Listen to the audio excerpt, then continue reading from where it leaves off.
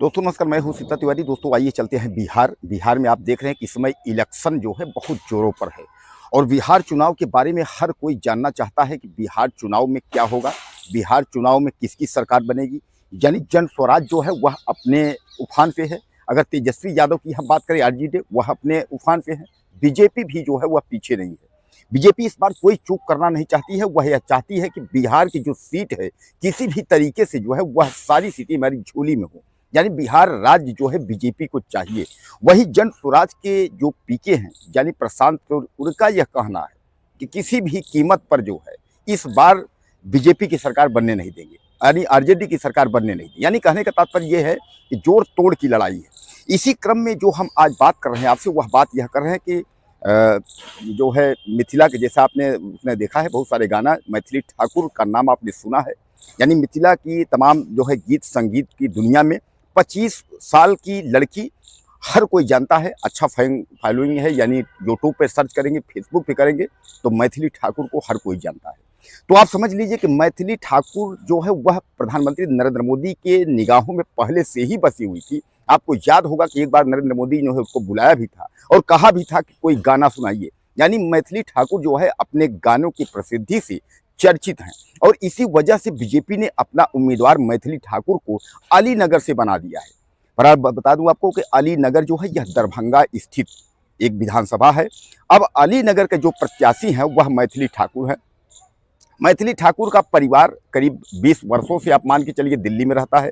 मैथिली ठाकुर यानी गांव तरफ बहुत कम जाती हैं, लेकिन गांव उनका जो है मधुबनी के अंतर एक बेनीपुर है, तो बेनीपुर उनका गांव में बहुत कम आना जाना है। आपको याद होगा कि कुछ दिन पहले छठ पूजा के लिए लोगों ने, यानी बेनीपुर के गांव के लोगों ने बुलाया था मैथिली ठाकुर को गाना गाने के लिए, छठ पूजा माई की यानी छठ मैया का गीत गाने के लिए। इस पर मैथिली ठाकुर का जवाब यह था कि 5 लाख रुपए मेरी फीस है।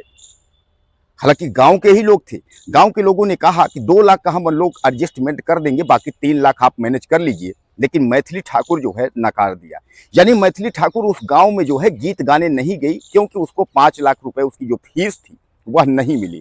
आज वही मैथिली ठाकुर हर मंचों पर हारमोनियम के साथ उसके बाद जो है माइक लेकर के वह फ्री में गाना सुना रही है। यानी कुल मिलाकर के आप यहाँ यह समझिएगा कि भारतीय जनता पार्टी को इतनी जरूरत थी मैथिली ठाकुर की कि शायद मैथिली ठाकुर को उतनी जरूरत भाजपा को नहीं थी। यानी भाजपा जो बीजेपी है वह मैथिली ठाकुर का इस्तेमाल करने के लिए उनको दरभंगा के अलीनगर से, यानी अलीपुर से जो है सीट पर उतार दिया है। अब मैथिली ठाकुर जो है अभी से प्रत्याशी बन गई हैं, लेकिन चुनाव जीती नहीं है, लेकिन उनका रंग बदलना जो है वह शुरू हो गया। यानी बीजेपी की भाषा बोलना उन्होंने शुरू कर दिया है। एक भाषण के दौरान मैथिली ठाकुर ने कहा कि अगर हम चुनाव जीत जाएंगे तो आप यह मान के चलिए ये जो अलीपुर है इसका नाम बदल कर हम आदर्श नगर रख देंगे। अब जैसे ही यह वह बयान दी वैसे ही तो उथान पुथान मतलब उथल पुथल मच गया। यानी तमाम लोग जो है मैथिली ठाकुर पर जो है निशाना साधने लगे, मैथिली ठाकुर को ट्रोल करने लगे।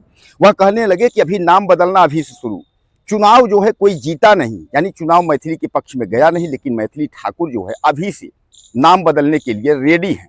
अब एक आप डाटा समझ लीजिए, आपके दिमाग में आता होगा कि मैथिली ठाकुर जीतेंगी यानी विधायक बनेंगी कि नहीं बनेगी, तो आप इसका सीधे सीधे आप समझ लीजिए।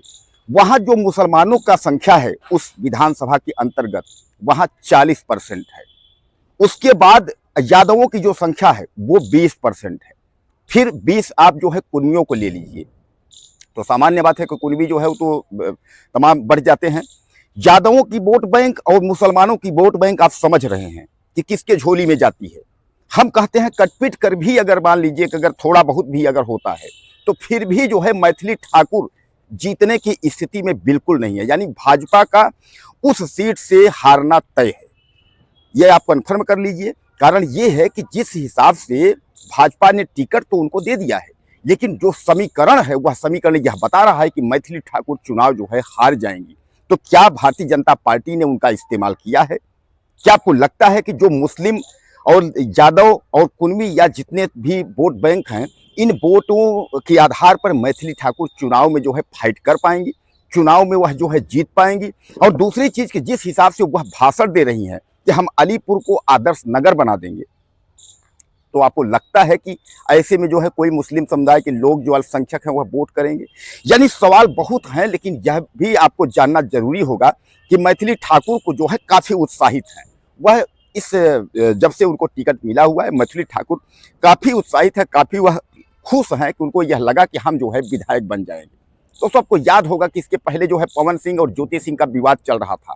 पवन सिंह भी बीजेपी ज्वाइन कर चुके थे, अमित शाह से मिल चुके थे, नड्डा जी से मिल चुके थे, उनको भी चुनाव लड़ना था। लेकिन उनकी जो है पत्नी जो ज्योति है, तो ज्योति भी उसी समय कूद पड़ी।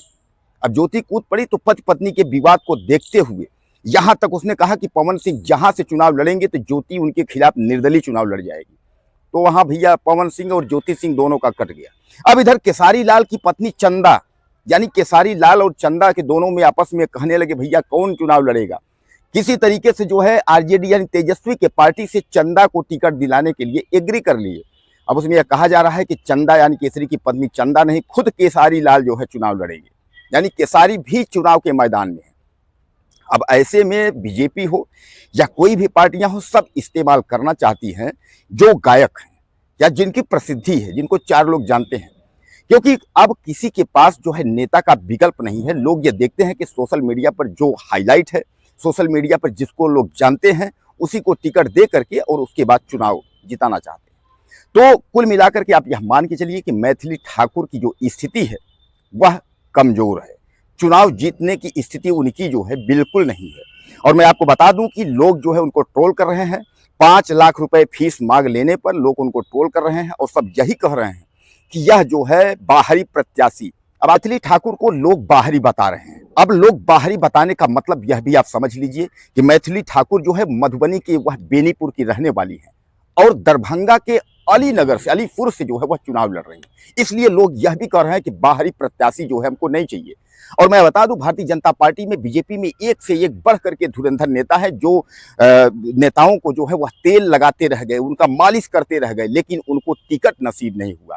यानी दरी बिछाते बिछाते उनके जो है हाथ पैर बेचारों के जो है सूख गए, गला सूख गया चिल्लाते चिल्लाते जो है वो कमल की वोट को लेकर के, लेकिन उनको मौका नहीं मिला।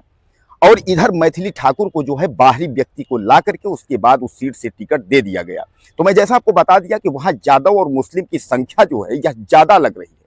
अब ऐसे में आप लोग यह डिसाइड कर लीजिए, कंफर्म कर लीजिए, क्या मैथिली ठाकुर चुनाव जीतेंगी या चुनाव हारेंगी। मुझे ज़्यादा से ज़्यादा आप कमेंट करिएगा, चैनल को सब्सक्राइब करें। अगले वीडियो में फिर मिलते हैं। नमस्कार।